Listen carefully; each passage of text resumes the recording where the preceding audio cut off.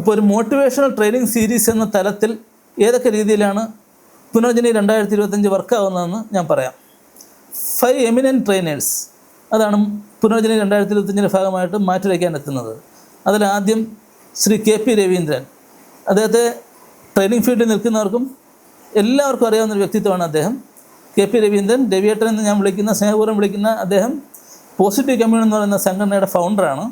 അതുകൂടാതെ ഒരു ബിസിനസ് മാഗ്നറ്റാണ്. ഇതിനെല്ലാം ഉപരിയായിട്ട് അദ്ദേഹം ഒരു മനുഷ്യസ്നേഹിയാണ് എന്നുള്ളതാണ് ഈ ഒരു പുനർജനി 2025 അദ്ദേഹത്തെ ക്ഷണിക്കാനുള്ള പ്രധാന കാരണം. അതായത് മാനവികതയുടെ ഒരു അടയാളപ്പെടുത്തലാണ് അദ്ദേഹത്തിൻ്റെ ഓരോ സെഷനുകളും. അദ്ദേഹം ഒരു ഹാപ്പിനെസ് കോച്ച് എന്നാണ് സ്വയം വിശേഷിപ്പിക്കുന്നത്. തീർച്ചയായിട്ടും അദ്ദേഹം സംസാരിക്കുന്നതും സന്തോഷത്തെക്കുറിച്ചാണ്, പ്രത്യാശയെക്കുറിച്ചാണ്. അദ്ദേഹത്തെക്കുറിച്ച് പറഞ്ഞാൽ ഒരുപാട് അനുഭവങ്ങൾ എനിക്ക് എൻ്റെ ജീവിതത്തിൽ ചൂണ്ടിക്കാണിക്കാൻ പറ്റും. KP രവീന്ദ്രൻ എൻ്റെ ജീവിതത്തിൽ വളരെയധികം സ്വാധീനം ചെലുത്തിയിട്ടുള്ളൊരു വ്യക്തിയാണ്. കാര്യം അദ്ദേഹത്തിന് എന്നെപ്പോലെ തന്നെ ചെറുപ്പത്തിൽ വളരെ ദാരിദ്ര്യാവസ്ഥയിൽ ജീവിച്ച് മതിയായ വിദ്യാഭ്യാസം ലഭിക്കാതിരുന്ന് അദ്ദേഹം വളരെ അടുത്ത കാലത്താണ് അദ്ദേഹം ഒരു വിദ്യാഭ്യാസം പൂർത്തിയാക്കിയത്. മീൻസ് ഡിഗ്രി എടുത്തത് പോലും അദ്ദേഹം വളരെ അടുത്ത കാലത്താണ്. ഒരു PhD എടുക്കുക എന്നുള്ള ഒരു ആഗ്രഹത്തിൻ്റെ പിന്നാലെയാണ് അദ്ദേഹം ഇപ്പോഴും. അതുകൂടാതെ എൻ്റർപ്രണേഴ്സിന്, സംരംഭകർക്ക് തീർച്ചയായിട്ടും അദ്ദേഹത്തിൻ്റെ ഉപദേശം കിട്ടാത്ത ഒരു സംരംഭം പോലും ഉണ്ടാകില്ല എന്ന് പറയാം. ഞാനും എൻ്റെ ലീവ് പീരീഡിൽ ഒരു ഡ്രൈ ഫ്രൂട്ട് ഷോപ്പ് നടത്തിയപ്പോൾ അദ്ദേഹത്തിൻ്റേതായുള്ള ഉപദേശങ്ങൾ സ്വീകരിക്കുകയും അതിൽ നിന്ന് എനിക്ക് ഒരുപാട് പ്രയോജനം ഉണ്ടാകുകയും ചെയ്തു. കാര്യം ഒരു മാർജിൻ മണി ഗ്രാൻഡ് എന്ന് പറഞ്ഞ് സർക്കാരിൻ്റെ ഒരു പദ്ധതിയിൽ എനിക്കത് അംഗമാകാൻ പറ്റി. അങ്ങനെ ഞാൻ വൈഫിൻ്റെ പേരിൽ തുടങ്ങിയ ആ സ്ഥാപനത്തിന് 33,000 രൂപ കേരള സർക്കാരിൻ്റെ ഗ്രാൻഡ് കിട്ടി. തീർച്ചയായിട്ടും ശശി തരൂർ ഒരു പ്രസ്താവന നടത്തിയപ്പോഴത്തേക്ക് ഇവിടെ എല്ലാവരും ഉറഞ്ഞു തുള്ളിയല്ലോ. സത്യമാണ്, കേരളം വ്യവസായ സൗഹൃദം തന്നെയാണ്. തീർച്ചയായിട്ടും എനിക്കത് ഉറപ്പിച്ച് പറയാൻ സാധിക്കും. കാര്യം അന്ന് ആ ബിസിനസ് തുടങ്ങിയപ്പോഴത്തേക്ക് 10 മാസം കൊണ്ട് അത് ശരിക്കും പൂട്ടിപ്പോയെങ്കിൽ പോലും അതിനകത്ത് ആ നഷ്ടത്തിൻ്റെ തോത് കുറയ്ക്കാൻ ആ മാർജിൻ മണി ഗ്രാൻഡ് എന്ന നിലയിൽ ഞങ്ങൾക്ക് കിട്ടിയ 33,000 രൂപ വളരെയധികം സഹായിച്ചു എന്നുള്ളതാണ്. നഷ്ടത്തിൻ്റെ തോത് കുറയ്ക്കാൻ സഹായിച്ചു. അപ്പോൾ പൂട്ടിപ്പോയതിന് പല കാരണങ്ങളുണ്ടാകാം. പക്ഷേ തീർച്ചയായിട്ടും ഗവൺമെൻറ് ഭാഗത്ത് നിന്ന് നല്ല സപ്പോർട്ടാണ് ഉണ്ടായിരുന്നത്. അടുത്തതായിട്ട് ആൻഡോ മൈക്കിൾ എന്ന ട്രെയിനറെ പറ്റിയാണ് എനിക്ക് സംസാരിക്കാനുള്ളത്. കേരളത്തിൽ ഏറ്റവും കൂടുതൽ ഫാൻസുള്ള ട്രെയിനർ ആരാണെന്ന് ചോദിച്ചാൽ ഞാൻ ആൻഡോ മൈക്കിൾ സാറെന്ന് ഉറപ്പിച്ച് പറയും. കാര്യം അത്രത്തോളം ഒരു കരിസ്മാറ്റിക് ട്രെയിനിങ് ആണ് അദ്ദേഹത്തിൻ്റെ. ആ ഒരു വ്യക്തിത്വത്തിൻ്റെ ഒരു പ്രഭാവം അത്രത്തോളം ഉണ്ടെന്നുള്ളതാണ്. ശരിക്കും ഓൺലൈനായിട്ട് ക്ലാസ് എടുക്കുമ്പോൾ പോലും അദ്ദേഹത്തിൻ്റെ ക്ലാസ്സിൽ പലപ്പോഴും ഞാൻ കണ്ടുവന്നിട്ടുള്ള കാര്യം എന്ന് വെച്ചാൽ തുടങ്ങുമ്പോഴേ ഒരു 100-400 പേരുണ്ടാകും. പക്ഷേ എപ്പോഴാണ് അദ്ദേഹം നിർത്തുക എന്ന് പറയാൻ പറ്റില്ല. എത്ര മണിക്കൂർ കഴിഞ്ഞാലും ഏതാണ്ട് വലിയ കൊഴിഞ്ഞുപോക്കില്ലാതെ അത്രയും തന്നെ ആൾക്കാർ ഓൺലൈനിൽ ഉണ്ടാകും എന്നുള്ളതാണ്. ഞാൻ അദ്ദേഹത്തെ പറ്റി പെട്ടെന്ന് ഓർക്കുമ്പം എനിക്ക് മനസ്സിലേക്ക് കടന്നു വരുന്നത് പൈഡ് പൈപ്പർ ഓഫ് ഫാമിലിൻ എന്ന് പറയുന്ന പഴയ കവിതയാണ്, ഇംഗ്ലീഷ് കവിത. അതായത് കുഴലൂത്തുകാരൻ്റെ കുഴൽ വിളി കേട്ടിട്ട് ഒരു കൂട്ടം ആൾക്കാർ, കുട്ടികളിങ്ങനെ പോവുകയാണ്, ഒരു മസ്മരിക വലത്തിപ്പെട്ട് ഇങ്ങനെ പോവുകയാണ് കുട്ടികൾ. അതാണ് ആ കവിതയുടെ തീം. ശരിക്കും ഇദ്ദേഹത്തിൻ്റെ ആ ഒരു വാക്കുകളുടെ ഒരു പ്രഭാവത്തിൽ ഏതാണ്ടെന്ന് മയങ്ങി തന്നെ ആൾക്കാരിങ്ങനെ പിന്നാലെ പോവുകയാണെന്നുള്ളതാണ്. സെൽഫ് ഇംപ്രൂവ്മെൻറ്റ് ഹബ് എന്നുള്ള അദ്ദേഹത്തിൻ്റെ വാട്സപ്പ് കൂട്ടായ്മയിൽ ഒരു 1000-ഓളം അംഗങ്ങളുള്ള വാട്സപ്പ് കൂട്ടായ്മയുടെ ഭാഗമായിട്ട് ഒരുപാട് ചാരിറ്റി പ്രവർത്തനങ്ങൾ അദ്ദേഹം ചെയ്യുന്നുണ്ട്. അതായത് വയനാട്ടിൽ 100 ലൈബ്രറി തുറക്കുക എന്നുള്ളതാണ് അദ്ദേഹത്തിൻ്റെ ലക്ഷ്യം. അതിൻ്റെ ഭാഗമായിട്ട് 200 ബുക്ക് ഞാനും ഡൊണേറ്റ് ചെയ്യുകയുണ്ടായി. 1,00,000 ബുക്കുകളും വഹിച്ചുകൊണ്ടുള്ള വാഹനം അടുത്ത കാലത്താണ് അങ്ങോട്ട് പോയത്. നമ്മുടെ ഉരുൾപൊട്ടിയ സ്ഥലത്തുണ്ടല്ലോ, മറ്റേ വെള്ളാർമല ചൂരൽമലയിലൊക്കെ അദ്ദേഹത്തിൻ്റെ സെൽഫ് മൂവ്മെൻറ്റിൻ്റെ പേരിൽ തന്നെ ലൈബ്രറി ഉണ്ടെന്നുള്ളതാണ്. അപ്പോൾ അത്തരത്തിലുള്ള ഒരുപാട് പ്രവർത്തനങ്ങൾ, ശരിക്കും ചാരിറ്റി എന്ന വാക്ക് ഇപ്പോൾ ഒരു ക്ലീഷയായി മാറിയിട്ടുണ്ട്. കാര്യം ചാരിറ്റി ചെയ്യുന്നവർക്ക് ഇന്നോവ കാർ കിട്ടുന്ന ഒരു കാലഘട്ടമാണുള്ളത്. അപ്പോൾ ആ സമയത്താണ് ഈ ആൻഡോ മൈക്കിൾ സാറിനെ പോലെയുള്ള വ്യക്തിത്വങ്ങൾ മാതൃകയാവുന്നത്. ശരിക്കും ഇപ്പം രവിയേട്ടനെ വിളിക്കുമ്പോൾ നമ്മൾ പോസിറ്റീവ് കമ്മ്യൂൺ എന്നുള്ള സംഘടനയാണ് നമ്മൾ അഡ്രസ്സ് ചെയ്യുന്നത്. അതുപോലെ ആൻഡോ മൈക്കിൾ സാറിനെ ട്രെയിനിങ്ങിനായിട്ട് വിളിക്കുമ്പോൾ സെൽഫ് മൂവ്മെൻറ്റ് എന്നുള്ള സംഘടനയാണ് നമ്മൾ അഡ്രസ്സ് ചെയ്യുന്നത്.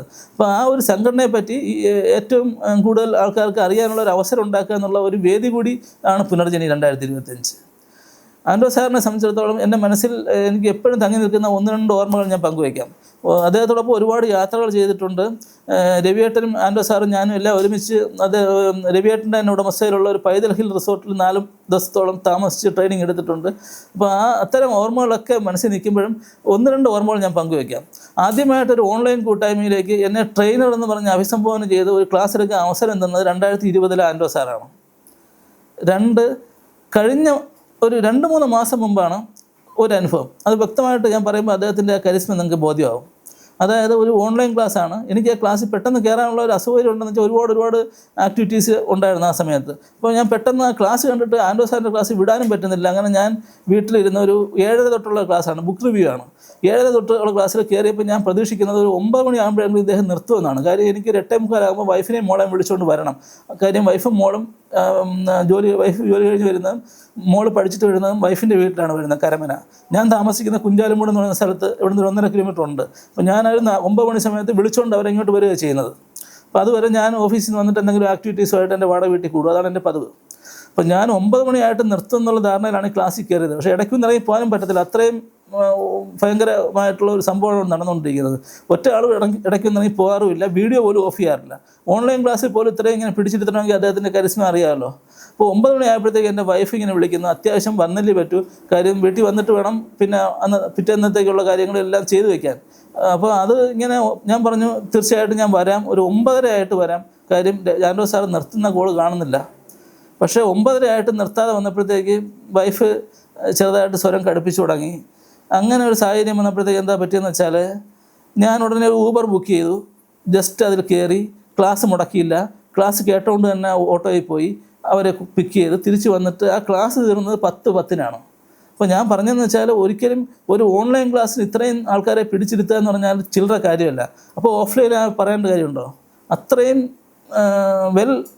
വെൽ എന്താ പറയുന്നത്, ഒരു അത്തരത്തിലുള്ളൊരു വ്യക്തിത്വമാണ് അദ്ദേഹം, ആ ഒരു ആൻഡ്രോ സാർ. അപ്പോൾ അത്തരത്തിലുള്ളൊരു വ്യക്തിത്വമാണ് നമ്മുടെ രണ്ടാമത്തെ ട്രെയിനർ ആൻഡ്രോ മൈക്കിൾ. മൂന്നാമത്തെ ട്രെയിനർ ബിജു ശാരദ പത്മനാഭൻ. ശരിക്കും ഡോക്ടർ എന്ന് കൂടി ചേർത്ത് പറയേണ്ടതാണ് പേരിന് മുമ്പിൽ. പക്ഷേ അദ്ദേഹത്തിൻ്റെ എല്ലാ ഭൗതികമായിട്ടുള്ള ആടയാഭരണങ്ങളെല്ലാം ഉപേക്ഷിക്കുന്നതിൻ്റെ ഭാഗമായിട്ട് അതും ഉപേക്ഷിച്ചു എന്ന് തന്നെ പറയാം. Famous para psychologist, psychic investigator, YouTuber.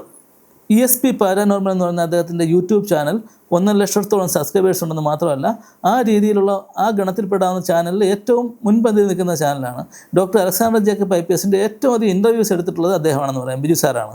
അദ്ദേഹത്തിൻ്റെ ഫേമസ് ആയിട്ടുള്ള ബുക്കാണ് the divine echoes, chronicles of Indian spiritual wisdom.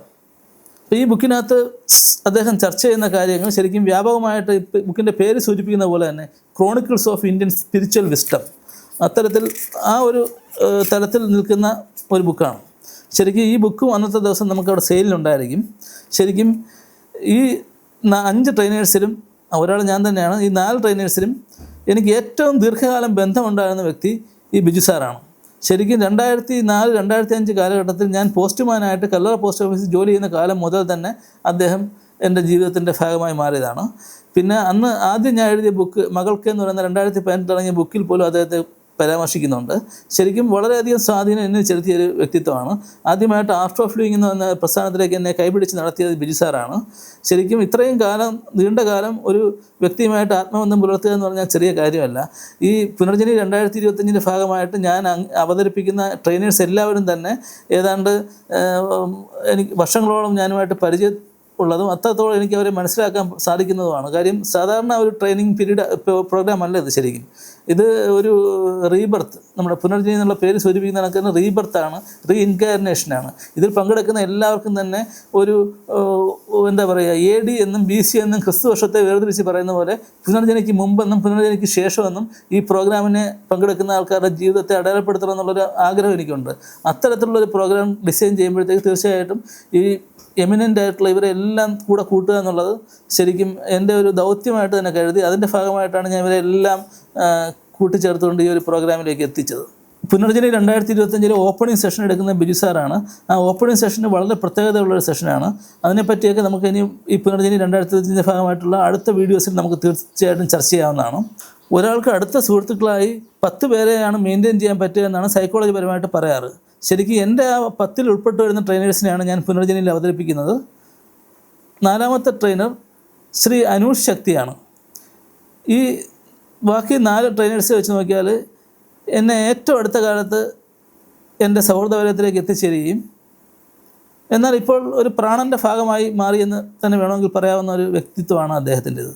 അദ്ദേഹം ഫോറസ്റ്റ് ഡിപ്പാർട്ട്മെൻറ്റിലെ ഉന്നത ഉദ്യോഗം ഏതാണ്ട് ഉപേക്ഷിച്ചാണ് അദ്ദേഹം ഈ സക്സസ് സേഫ് അക്കാദമിയുടെ പ്രവർത്തനങ്ങളുമായിട്ട് ബന്ധപ്പെട്ട് കുട്ടികളിലേക്കും സക്സസ് സേഫ് അക്കാദമിയുടേതായിട്ടുള്ള ക്ലാസ്സുകളിലേക്കും എല്ലാം കടന്നു ചെല്ലുന്നത് ഈ ഫോറസ്റ്റിൽ അദ്ദേഹത്തിൻ്റെ ജോലി ലീവ് എടുത്തിട്ടാണ്.